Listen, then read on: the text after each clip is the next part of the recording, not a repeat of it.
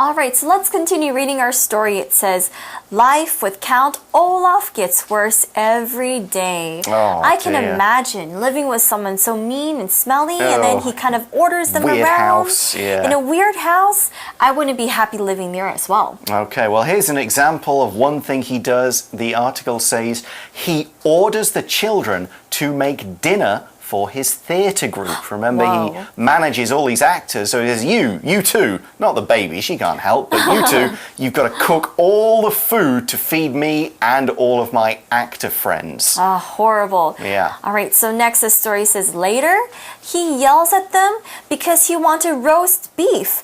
Though he hadn't told the children that. So he's being very difficult. What a horrible guy. Yeah, he's being very, very difficult. So he's like, okay, I wanted to eat this, but in the beginning, he never told me that. Yeah, he just said make dinner. He didn't say make roast beef. Yeah. So that when it comes, he can't say, where's the roast beef? Like, how do we know? Yeah. Come on. And he yelled at the children because of that. Now, yell here is spelled Y-E-L-L, yell. And it's something that you do. So you say something very, very loudly, maybe because you're angry, maybe you're surprised, or you maybe even do this when you're trying to get someone's attention. So, for example, if Mike is far away over there, we might yell, Hey, Mike! Hey, just to get his attention to look at us.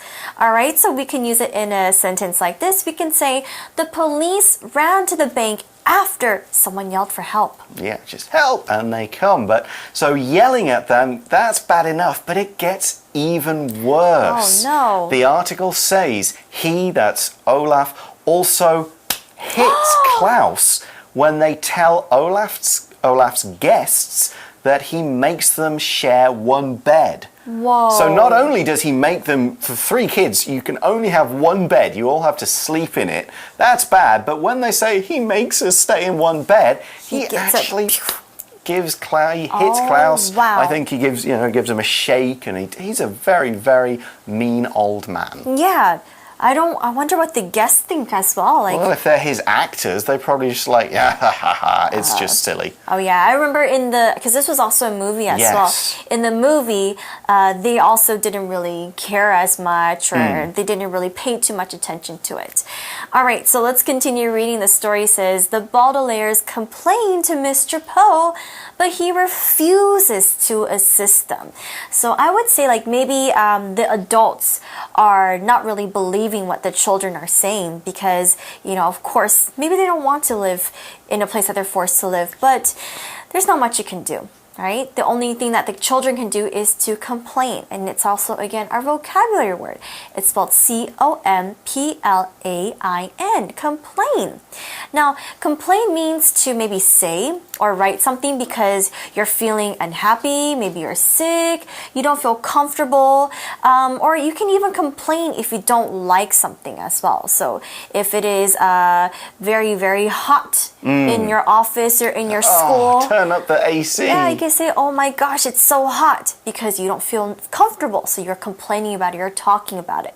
Okay, for example, we can use it in a sentence like this.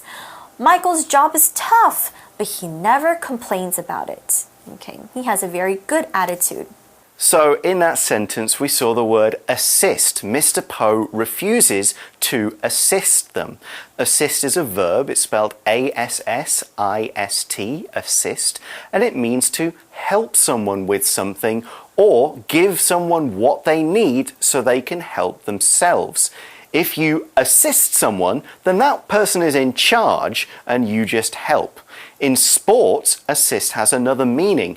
It can mean setting up a goal or a scoring basketball shot. Like you're the one who passes it to the guy who then scores. So you give him an assist, you assist scoring the goal. For the verb assist, to help, here's an example sentence. I asked Sally to assist me with my homework because she's really good at math. So he won't help them at all. That's really horrible. Yeah. Because here in the story it says his only responsibility is to look after the family money, he tells them. So he's like, not my job, nothing to do with me. Yeah, he kind of, shuts, one eye and doesn't really do much about it because we learn here that he only has one responsibility. Okay, let's first learn what responsibility means. It's spelled R-E-S-P-O-N-S-I-B-I-L-I-T-Y. Responsibility. It's a long word. It's a long word. Responsibility. Okay, what does responsibility mean? It means like a job or task you are required or expected to do. So for example, if I'm working at a restaurant, my job or my tasks, my responsibilities are maybe to serve the customers, to make sure the tables are clean, and of course to take people's orders. Okay, we can also use it in a sentence like this. One of my responsibilities at work is to write reports for my boss. Okay, so Mr. Poe is like, well, you know, I'm looking after your money and that's it. That's where it stops. I can't do anything else. And he also explains, since Olaf is acting as their parent, he can raise them however he wants. So it's like, look, he's in charge, so you got to do what he says and I can't interfere. Now here we're using the word however as a conjunction, okay? And here it means in whatever way or no matter how.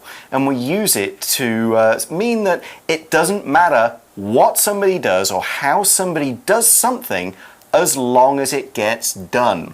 So we're saying, look, he's legally your parent. He can hit you, he can make you do chores, and that's his legal right. He can do whatever he wants, he can raise you however he wants, okay? So however and whatever are similar, but they're just used in different sentences. Here's another example for however. You can color in this picture however you want. Means you can just do blue here, red here.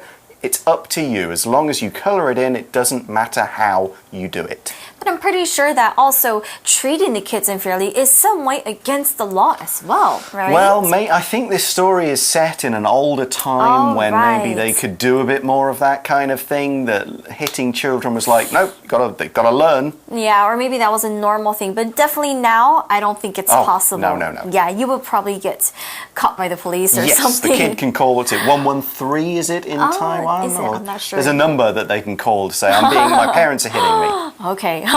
Only if it's very, very, very, very serious. That's right. All right, that's a little bit too deep. We won't get into that.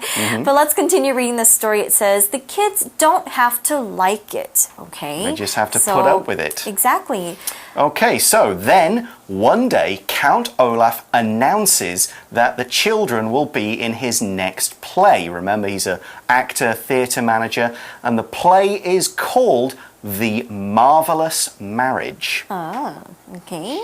So the word marvelous means really good, really fabulous, the sort of thing that will make people go wow and look at it and talk about it for a long time. So we could say Terry took some marvelous photos on his vacation. Okay, so we're gonna see that Count Olaf, he has a play called The Marvelous Marriage. It sounds pretty happy, but knowing Count Olaf, I know he's an evil guy. He's a bad egg. He is a bad egg. Let's see what he wants to do in this play. The story says, in this play, Violet's character will marry Olaf's character. Ew. Okay, well, no, it's a play. You can do marriages and stuff. That's true. However, the article points out, Violet and Klaus start to smell a rat. Now, this doesn't mean a real, actual, a rat kind of thing. Smell a rat is a phrase. It's also today's shortcut for you. Let's check out the video, learn what this phrase means, and how we can use it.